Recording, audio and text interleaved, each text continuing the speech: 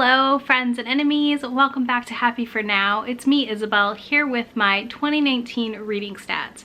This is going to kick off this month-long series of all of my 2019 videos. It'll probably take me about 2 to 3 weeks to get all of these up, so mostly I just wanted to space them out, honestly, because I feel like everyone's posting them and it's just a lot. It's a lot. I read a total of 220 books in 2019. My numbers may be slightly off because I didn't finish updating my reading spreadsheet when I pulled them. So I'm kind of going off of Goodreads for some things and off of my spreadsheet for other things. It was just over 60,000 pages according to Goodreads. I averaged 18 books a month, 335 hours of audiobooks, 209 books I read were digital, and 11 were physical copies. Those 11 were all graphic novels, I'm positive.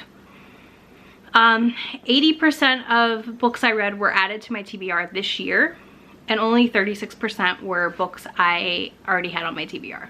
The longest book I read was Dark Sky by Cressley Cole, and the shortest book I read was a LeVar Burton Reads short story.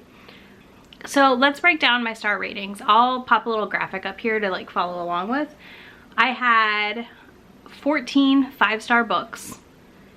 I had 25 4.5 star books, 95 4-star books, 29 3.5 star books, 40 3-star books, 5 2.5 star books, 5 2-star books, 0 1.5 star books, and 1 1-star and 2 zeros, which were DNFs.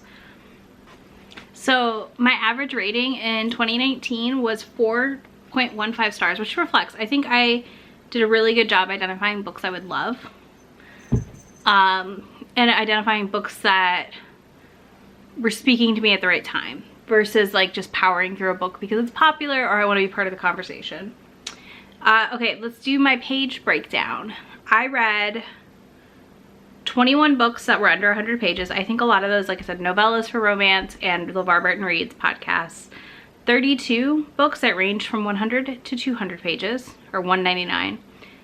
200 to 299 was 40 books. 300 to 399 was 81, which I find this one interesting. It's my highest number, and I do feel like that is the range that like majority of romance falls into, which is why I can read it in a day and why I'm able to read so much in a year. And then 36 were 400 to 499 pages. I don't think I did this math right. All right, let's redo it. So I'm going to pop up the pie chart here because I haven't made it yet. But for 2000s, which would be 2000 to 2009, I read 14 books published those years. 2010 to 2017, I read 81 books. 2018, I read 41. And then 2019 I read 77, and I think it's really interesting how close my 2010 to 2017 dates are to my 2019 reading. I'm curious to see what that looks like next year. The age groups I read 169 adult books, 34 YA books, 8 middle grade, and 3 kid books. I finished a couple series this year though, which is really exciting, or got caught up on them. I'm counting it as finished. I'm hoping to do even more next year. I read all of The Immortals After Dark by Cressley Cole, Hard Hitters by Serena Bowen, Ice Planet Barbarians by Ruby Dixon, the Old West trilogy by Beverly Jenkins, and the Wallflowers books by Lisa Kleypas. I obviously, like, it's apparent from all my stats that I read ebooks and audiobooks. Here's a little pie chart. There's not much to go into this. I'm a Kindle reader. I can lay in bed and read. My arms don't hurt. So let's talk a little bit about the authors I read this year. I didn't track as much detail as I'm going to track in 2020 on authors because the spreadsheet I was using I felt made it clunky and very hard to track own voice, like beyond own voices or different rep, whereas the one I'm using this year I think lets me do that a lot easier.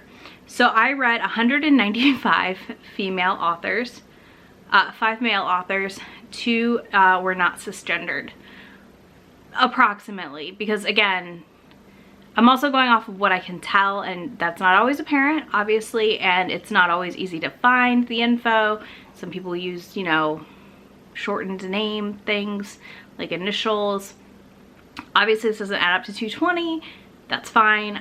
I know that I basically didn't read male authors this year, and that is totally okay by me.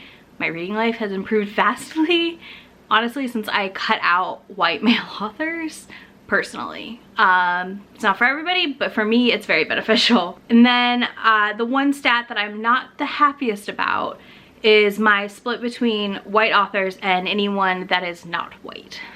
So BIPOC authors. It was 74% white and 26% BIPOC. So in 2020, a big goal for me is to expand that underrepresented voices in my reading.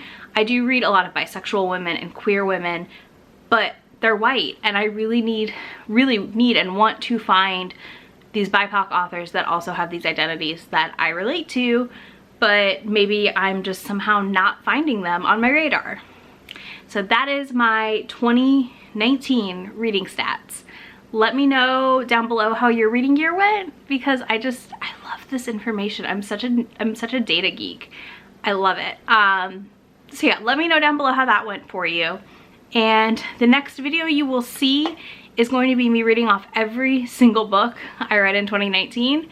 So be sure to check that out, and the rest of the 2019 reading stats and information, favorites, least favorites, worst, etc. will be coming very soon. I will talk to you later. Be sure to like and subscribe. Bye.